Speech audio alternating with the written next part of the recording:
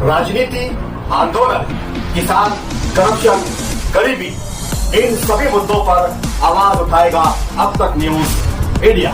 सत्ता के आगे जब भी सवाल कमजोर पड़ने लग जाए तो सवाल उठाने पड़ते हैं। बोल के लफ्ज आजाद है तेरे, बोल के सच जिंदा है अब तक। पर हमको मजबूर किया जाता है तो हमको ये कहने का पूरा हक है कि वो पॉलिसी मुकम्मल तौर पर इन टोटो उसको इंप्लीमेंट कर दीजिए। एक दो बातों को छोड़ दो, दो बातें क्या बताओ। तो आपने अगर फॉर्मूला अपनाया है 10 + 2 + 3 के बजाय 5 + 3 + 3 + 4, तो वो पूरा होना चाहिए। यानी बहुत ज्यादा जोर दिया गया है कि प्री प्राइमरी स्कूल जो है, नर्सरी जो है, KG, junior KG, senior KG, first section, उसको जो उन्होंने लीगलाइज किया है वो बड़ी अच्छी बात है। उसके बाद में जो है वो प्राइमरी के 3 साल है, हाई स्कूल के 3 साल है। हाई स्कूल खत्म हो रहे हैं, वो 8वीं में हाई स्कूल खत्म हो रहे हैं। तो क्या हम 8वीं में अपने स्कूलों को महदूद रखेंगे? नहीं। अब 9वीं 10वीं 11वीं 12वीं जो हायर सेकेंडरी है, जूनियर कॉलेज है, वो 4 साल का है। इसका मतलब उसको अटैच किए बगैर हमारा स्कूली निजाम जो है वो मुकम्मल नहीं होता है। मैं समझता हूं हमको पूरे बुनियादी तौर पर यह तहरीक हमको ये करनी है कि आपके मालेगांव में जितने भी स्कूलें हैं उनको 12वीं तक लाजमी तौर पर किया जाए। सारे के सारे फुल्ली एडेड हों, गवर्नमेंट रिकॉग्नाइज्ड हों, फुल्ली एडेड हों। 7 पे 8 पे जो अभी आने वाला है कमीशन, उसके अंडर में उनको सैलरी मिलने वाली हो, इतना ये होना चाहिए। वरना अगर हम वहीं पर रुकते हैं कि भाई ये 7वीं तक, 7वीं तो उसमें कोई यही नहीं, कोई मंजिल ही नहीं। वो 5 + 3 + 3 वहां पर भी बात रुकती नहीं है। +3 जो है वो बात रुकती है 7वीं में, इस पे 8वीं, 9वीं 10वीं 11वीं 12वीं 8वीं में रुकती है। 9वीं 10वीं 11वीं 12वीं जो है वो उसी स्कूली निजाम का हिस्सा है। तो हमको इसके लिए अपना ये हक है कि अगर हमसे एक्सपेक्ट करते हैं कि न्यू एजुकेशन पॉलिसी में हम अमल करें तो बिल्कुल हम करेंगे, लेकिन ये निजाम जो है पूरी तरह से अमल में आना चाहिए। जो इंफ्रास्ट्रक्चर और ये सारी बातें, बड़ा अफसोस होता है। अभी किसी जमाने में हुआ करता था कि स्वच्छता घर भी नहीं है और उसके लिए भी जो है वो हमको जो है वो ऑफिसर्स के सामने जो है वो भीख मांगनी पड़े कि भाई ये स्वच्छता घर नहीं है, बच्चे बच्चियां, मतलब क्या मतलब है? तो ये सारी चीजें जो लैब की बातें हो रही थी। अल्हम्दुलिल्लाह मैं अपनी जिंदगी में सिर्फ 2 हाई स्कूल की बुनियाद डालने और कायम करने में मैं कामयाब हुआ हूँ। एक मेरे अपने गांव में, नागरी जिले में, और एक पिंपरी चिंचवड़ में।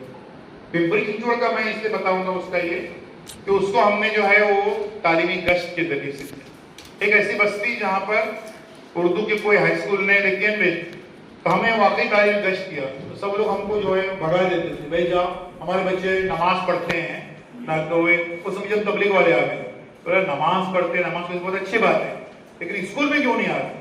पहली मरतबा को ये पूछने को आया कि स्कूल में क्यों नहीं? तो इस तरीके से जो है अब उन्होंने अपना आसान नहीं था मरा, वो अपना रोना लेके बैठते थे। रोना उनका ये था कि हमारे बच्चे जो फुला फैक्ट्री में जाते हैं, वो रोज के 50 रुपए लेके आते हैं, वो जो एक ये खोलने का जो है सोडा वाटर के बोतल कारखाने में इसे, तो आप 50 रुपए सीधा पूछे, आप 50 रुपए रोज के देते क्या? तो हम बेचते अपने बच्चों को। हमने पूरा स्क्रिप्ट तैयार कर ली थी उसके लिए कि रोज के 50 रुपए कोई करियर नहीं है, ये जो है इसके जरिए से जिंदगी कटेगी नहीं।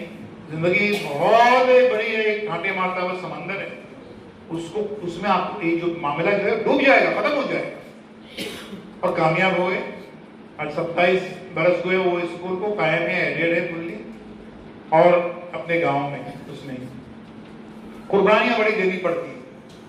गांव में जब 1983 में मैंने हाई स्कूल कायम किया, क्योंकि मेरे गांव में हाई स्कूल नहीं थी, इसलिए मुझे दूसरे गांव में हिजरत करनी पड़ी पूरी फैमिली के साथ में। कोई जो खलिश थी कि भाई मुझे गांव छोड़ना पड़ा मेरा, तो मैंने 1983 में पहला हाई स्कूल वहाँ पर कायम किया और वहाँ पर जो है वो हमारे नेता ने कोई बात आपको ग्रांट मिल जाएगी और मंत्रालय गए, मंत्रालय में बोले 3 साल तक मंत्रालय की सीढ़ी भी चढ़ना नहीं, 1 रुपया नहीं मिलने वाला। अब पैसे नहीं यहाँ देने के, तो मैं मुंबई से रत्नागिरी, जब फोकस रेलवे नहीं थी, एसटी लाल डिब्बे में बैठ कर हर सैटरडे संडे को जाता था और मैथमेटिक्स और साइंस जो है वो पढ़ा के आता था, क्योंकि पैसे ही कितने नहीं थे। बताओ, कुर्बानी ये देनी पड़ती है और हर एक को खपाना है अपने आप। अगर कुछ हमको रिजल्ट चाहिए, नतीजे चाहिए, कामयाबी जो है वो इसलिए हम सारी चीज़ों से हम जानते हैं। उसके बाद में पिछले 9 बरसों से मैं अंजुमन इस्लाम मुंबई के बड़े अदारे का मैं चेयरमैन रहा है, जहाँ पर 7 high school, 2 junior college, 1 9 high school वगैरह मेरे जिम्मे थे। वहाँ पर मुझे बहुत कुछ सीखने को मिला।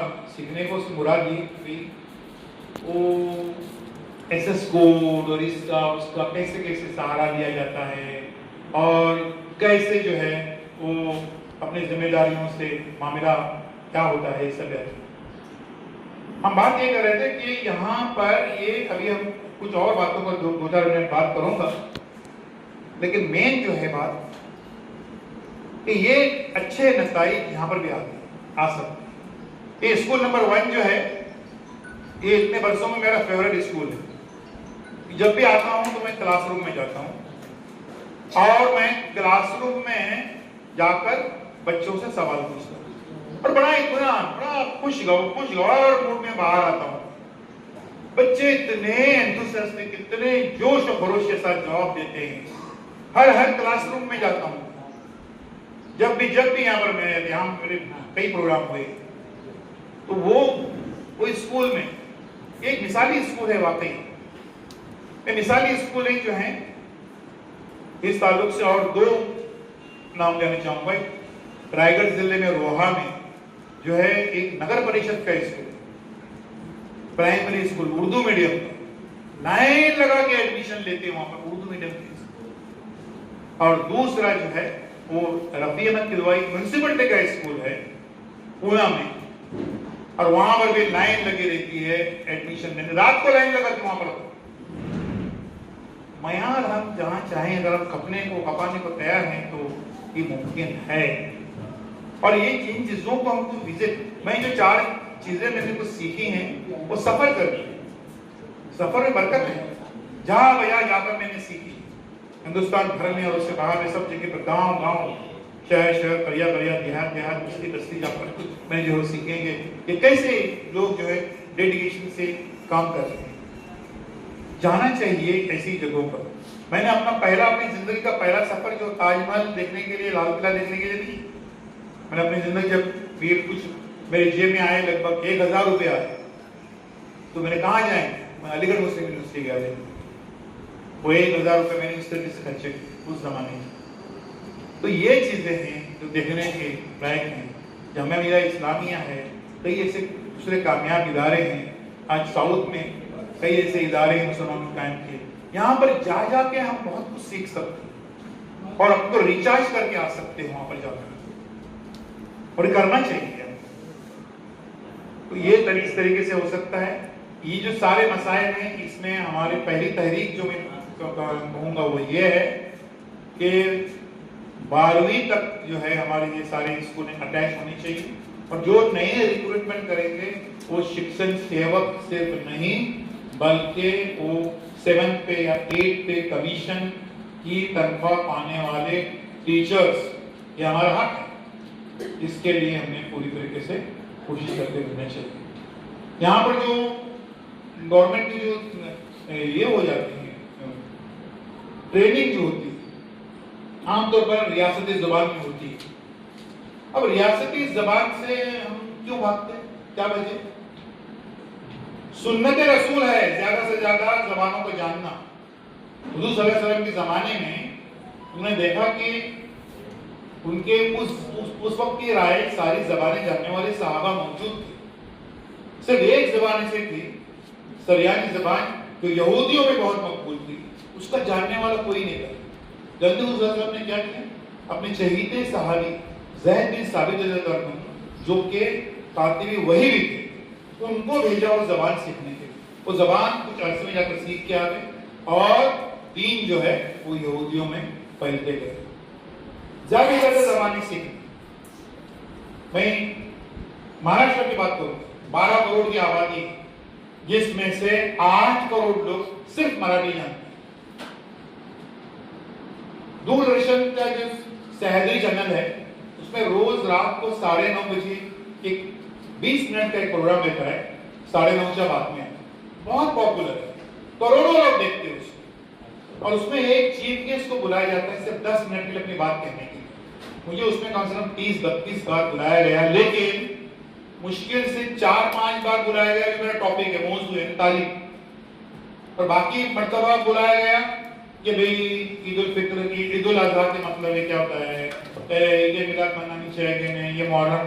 अरे बाबा मैं आलिम दीन नहीं हूँ, आप मुझे मत बुलाइए। तो बोलते कि यार जो आलिम दीन आते हैं वो उर्दू में गाड़ी उर्दू में बात करते हैं और उसको जहाँ ढड़ ढड़ फोन बजते हैं, एक बात समझ में नहीं आई।